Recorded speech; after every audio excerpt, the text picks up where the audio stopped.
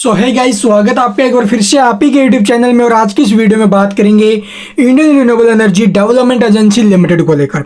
इरेडा में आज हमें भारी भरकम फॉल देखने को मिला है। इसके पीछे रीजन क्या है? आरबीआई का कड़ा एक्शन, और उसके बाद आप लोग देखोगे माहौल हुआ चेंज भाई, ठीक है। और जो भी फाइनेंस रिलेटेड कंपनियां हैं, एनबीएफसी कंपनियां हैं, उनके ऊपर जो हमें थोड़ा दबाव देखने को मिला। इनके साथ साथ बैंकिंग स्टॉक्स के ऊपर भी हमें दबाव देखने को मिला, क्योंकि बहुत से बैंकिंग स्टॉक्स ऐसे हैं जो इनके साथ मिलकर, इन कंपनियों के साथ मिलकर जो अभी आप लोग देखोगे जो अभी आरई प्रोजेक्ट्स हैं उनको फाइनेंस करते हैं, ठीक है। उसके ही कारण आप लोग देखोगे वहाँ पर भी दबाव देखने को मिला। जैसे इंडियन बैंक हो गया, इंडियन ओवरसीज बैंक हो गया, ठीक है, बैंक ऑफ इंडिया हो गया, पीएनबी हो गया, ठीक है, स्टेट ऑफ बैंक इंडिया। तो ये सभी जो स्टॉक्स हैं वो हमें दबाव में दिखाई दिए। बस यही सबसे बड़ा कारण है। इसके साथ भी आपने देखा पीएनबी का जो अभी आपने एमओयू साइन हुआ था, उससे पहले स्मॉल फाइनेंस बैंक है वो जीवन स्मॉल फाइनेंस बैंक का शायद उसका हुआ था। तो ये सारी चीज़ इंडियन ओवरसीज बैंक का उसका भी होते हुए नजर आया था।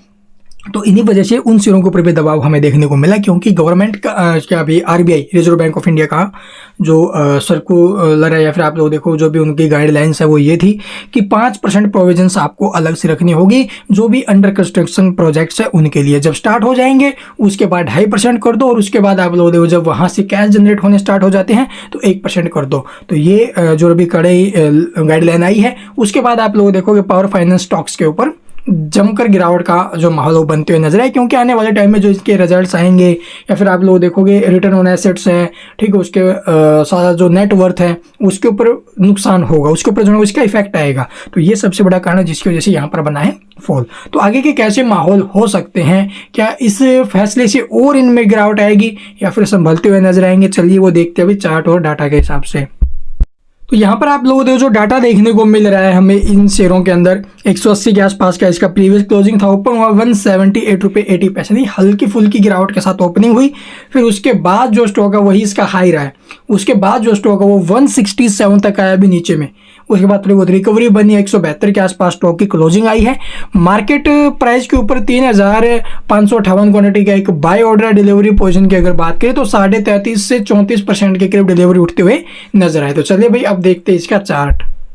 तो यहाँ पर आप लोग देखोगे हमने निकाला इसका 1 डे टाइम फ्रेम चार्ट, जहाँ पर एक तो ब्रेकआउट हमें यहाँ पर आते हुए नजर आया था इसका, ठीक है, ट्रेंड लाइन बनी थी, इसमें डाउन ट्रेंड बना था। उसके बाद ये ब्रेकआउट आया, इस ब्रेकआउट के बाद स्टॉक में काफी शानदार तेजी बनी, और स्टॉक फिर से अपना जो ये इसका ऑल टाइम चार्ट निकालोगे ना, वहां पर आप लोग देखोगे एक ट्रेंड बना था, उस ट्रेंड को अभी के टाइम जो स्टॉक है वो फॉलो किया हुआ है, ठीक है। तो यहाँ पर जो सपोर्ट वगैरह इसके अंदर बने हुए 1 डे टाइम फ्रेम के ऊपर भैया नीचे में स्ट्रॉन्गली सपोर्ट 156 का है, ठीक है। इससे पहले जिसको रिस्क नहीं लेना था भाई उसके लिए 165 का सपोर्ट था, और स्टॉक अभी टाइम आपको 172 के आसपास दिखाई देगा। तो 165 का सपोर्ट ठीक है भाई, और ऊपर में चांस थे इसके 185 प्लस के जाने के, लेकिन ऐसी गाइडलाइन आएगी तो भी जाहिर सी बात है स्टॉक के ऊपर दबाव होगा, लेकिन ये दबाव लॉन्ग टर्म नहीं चलने वाला है, ठीक है। अभी टाइम थोड़ा बहुत माहौल अगर चेंज होगा तो सिर्फ और सिर्फ एक और जो खबर आते हुए नजर आई थी ना, जो हर्ष गोयनका की तरफ से बड़ा बयान आया था कि हर्षद मेहता और जो क्या बोलते हैं एक और उनका नाम लिया था ना, केतन पारिक,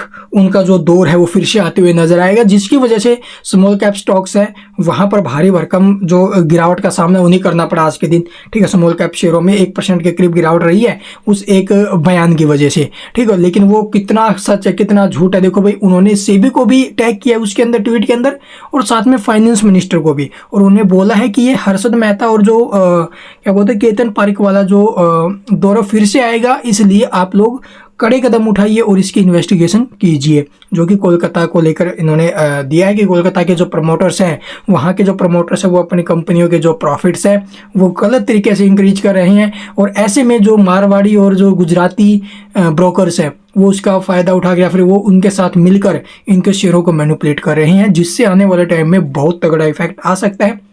यहाँ पर जो रिटेल निवेशक है या फिर जो स्मॉल निवेशक है वो यहाँ पर फंस सकते हैं। तो इसलिए कड़ा कदम होना चाहिए। एक वो नेगेटिव पॉइंट बन सकता है, उसके ऊपर आपके जो अभी जो नजरें हैं वो बनी रहनी चाहिए, आखिरकार वहाँ से क्या कुछ अपडेट्स निकल कर आती है। अगर ऐसा हुआ तो मार्केट के अंदर बहुत बड़ा जो अभी घमासान हो सकता है, ठीक है, वो कंडीशन एक अलग होगी। लेकिन उससे पहले अभी टाइम आप लोग देखोगे 165 का सपोर्ट बेस्ट है इस लेवल के ऊपर। आगे आपकी मर्जी होगी आप किस प्रकार से क्या स्ट्रैटेजी बना के चल रहे हैं। Thank you for watching the video.